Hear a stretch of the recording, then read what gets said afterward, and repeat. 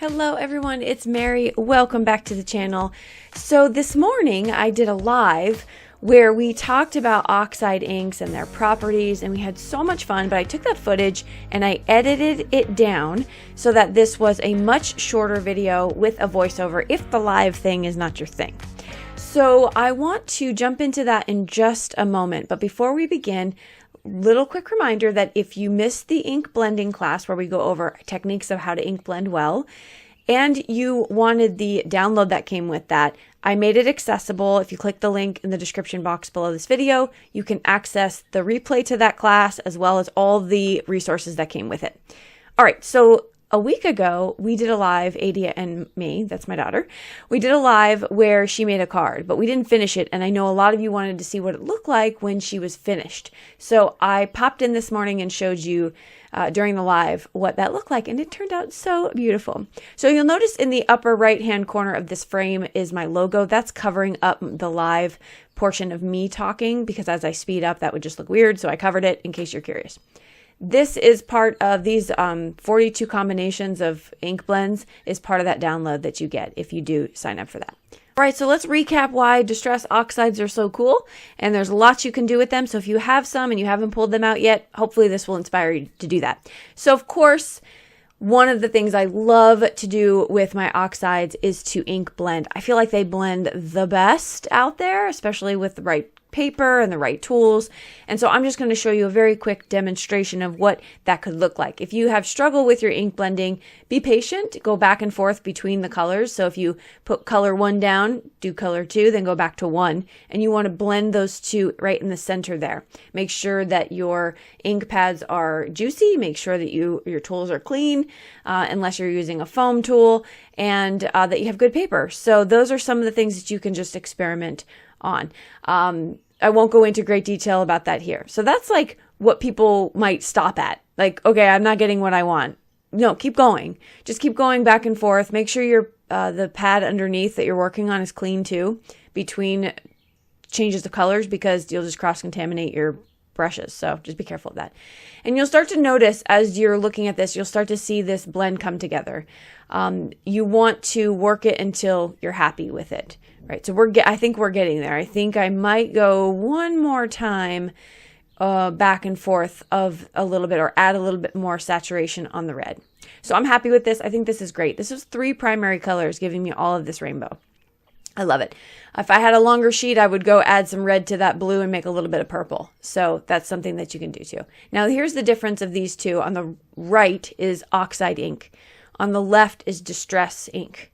So I love both blends, but you can see the difference, in my opinion, of the smoothness of it. Also, it's like a chalky, kind of creamy look on the Oxide ink.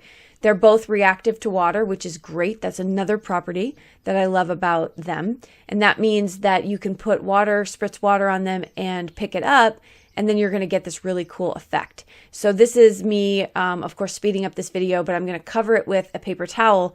You'll start to see that seep through the paper towel, which is just so fun. And lots you can do with these backgrounds. I just think they're so great.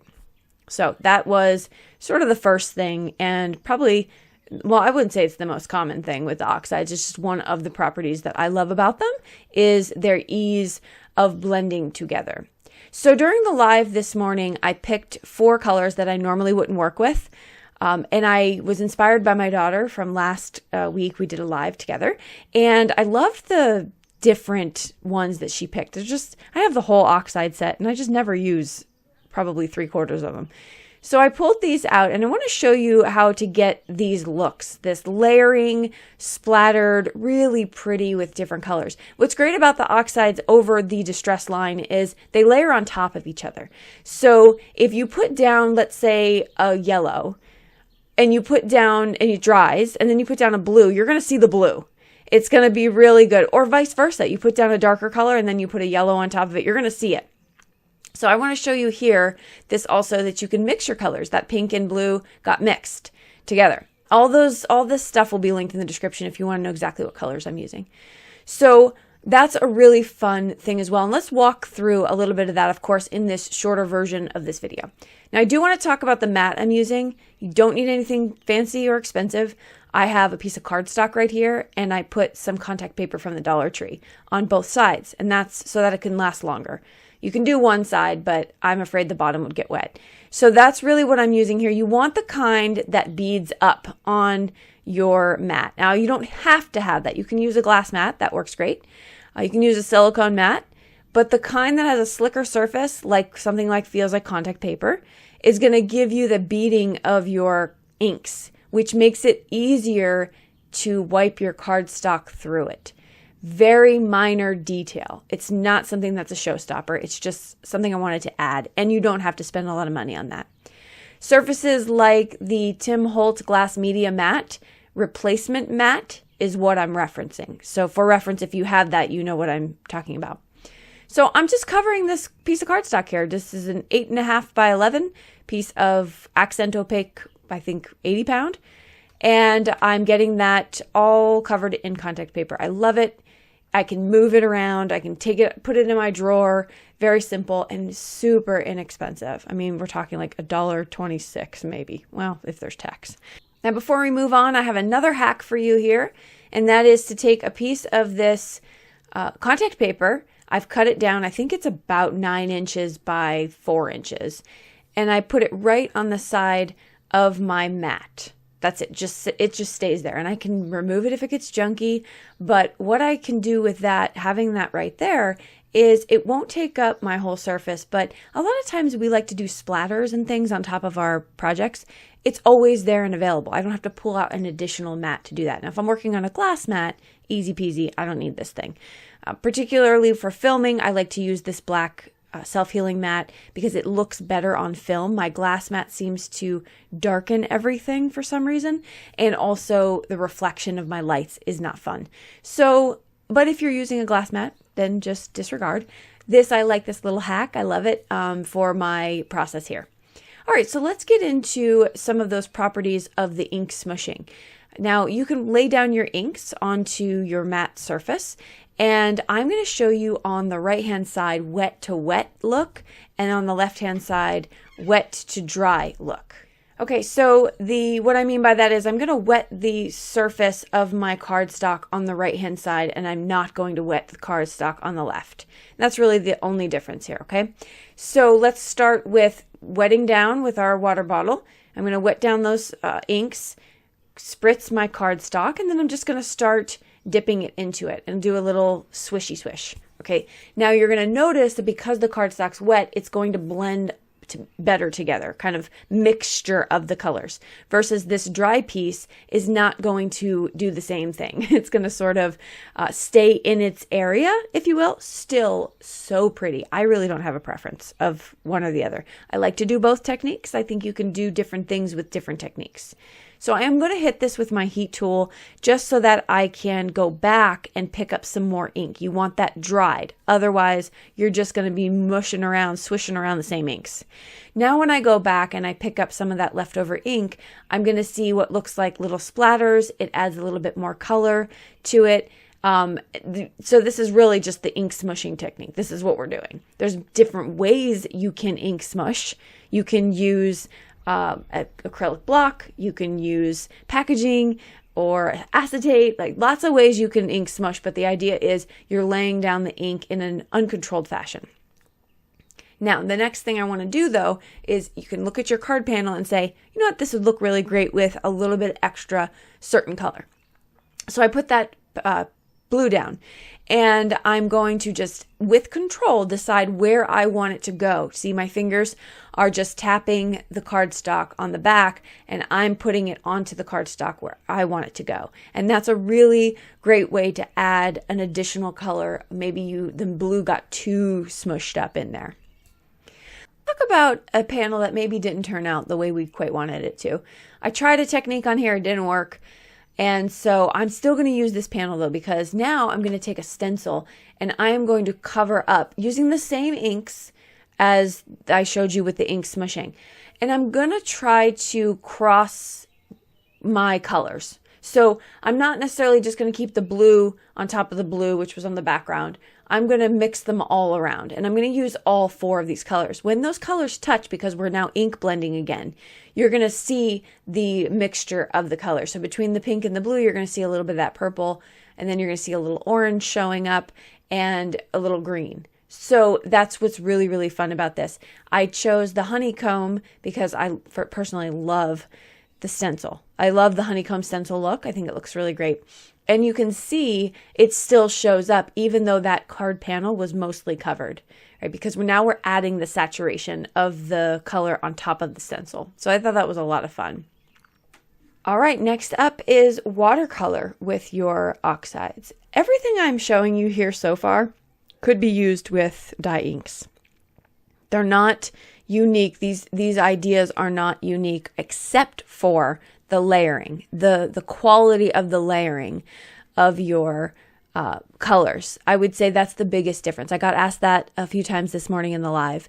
And when I say the quality of it, you're still going to get amazing ink smushing, amazing blending with your distress line, with your other dye inks. You're still going to get good results. It's just that these, because of the property of the pigment, half dye, they're smoother when they blend and they layer on top of each other differently. So there is, to me, a significant difference in that. But again, they're just as good. In my opinion, you're going to get a lot of these same results. Okay, so with the watercoloring, imagine that you have a flower stamp and you want to do some really easy, quick watercoloring. Well, you can just drop the colors in just like I'm doing. I'm going to go back for a second layer of this, just getting a fun background. I did not overthink this.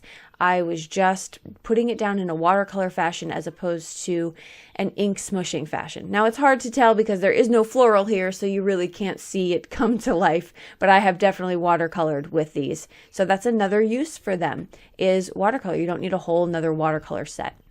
Let's talk about mixing colors, because maybe you don't want to spend the money or you don't have the budget for an entire line. You don't need it. I say stick with some primary colors and then play around and do some mixing. You can see I just created an orange color. I'm about to create a green color here. And then next, what I'm going to do is create a purple color. And so just keep that in mind if you want to keep the budget down and just buy a few items, especially if you're new to it and you're not sure if you're even going to like them. Just buy a couple colors. And here I'm going to show you what that purple looks like as you put it on to the paper. So that blue and that pink made a really pretty soft purple. And again, you can change even that with more blue and less pink, more pink and less blue. So I want to encourage you to use what you have, to try out what you have, or maybe even buy in small quantities and try those out that way. All right, let's move on into the next bit here. Is I pulled out one of these backgrounds, and I think this was actually, I think this might have been the dye ink background that I showed in class, but we're going to show how to make a super easy galaxy. You have a background, maybe it's not the greatest color choices, you're not happy with it, or you just want to make a galaxy. We're going to do that. The first thing is lay down a little bit of black ink where you think you want to go back and saturate it. So here I'm showing you when that second layer goes on, it darkens it up so much. So this is the fastest galaxy background you could probably make. So easy. The background was easy to make, and now the black is easy to put on there because it's no rhyme, no reason. You're just kind of leaving little peekaboo areas of that color coming through. All right, keep going because galaxies are always a mess until they're finished. I'm going to be using this Dr. Martin's white paint. This, when I did a showdown on my channel of the best white paint that stays opaque white, this was the winner. But you can use gouache, you can use really anything you have in your stash. We're just adding stars. So first technique is to just tap it on. So you can tap it on with your water brush. The second technique, though, is going to get these really beautiful clusters. And I love this technique. You do get a little inky on your thumb, but you're just going to put your finger through the toothbrush here. I do not use this toothbrush to brush my teeth. Just want to be very clear about that. This is only for painting. Okay, so you're going to see, look at those beautiful clusters of the white that come on. You're not going to get that with splatters. So that is one technique to get that look. All right, and then lastly, we had so much fun this morning because I was I did what we were calling blind smushing. So I reached up to all my inks and grabbed 3 colors, and it was hilarious when I looked and saw what colors I had, because these would never put these 3 together. But we actually, I don't know if we were forcing ourselves to like it, but in the end, I kind of liked it. I thought it was kind of cool. Someone said Halloween colors, and I thought, yeah, I could totally see that. So I could definitely do something with this background. If nothing else, someone said, just make a galaxy. I was like, yeah, that's a good idea too. So that was fun. And then we did another round, of ink smushing of these colors. And that was fun as well. So we had a good time in the live this morning. Hopefully you can join us for the next one. All right, so that's all I have for you today to talk about the properties of oxides and why they're so cool. To remind you, if you're interested in these inks, to start slow. You don't need the whole set. Unless you want to buy the whole set, I'm not one to tell you what to do with your money. But if you do want to check out the particular colors I used, they're in the description box below, as well as other tools and supplies. I will link below as well the access to the ink replay class and the live this morning, if you want to check that out. I will see you all in the comments down below and in the next video. Bye-bye.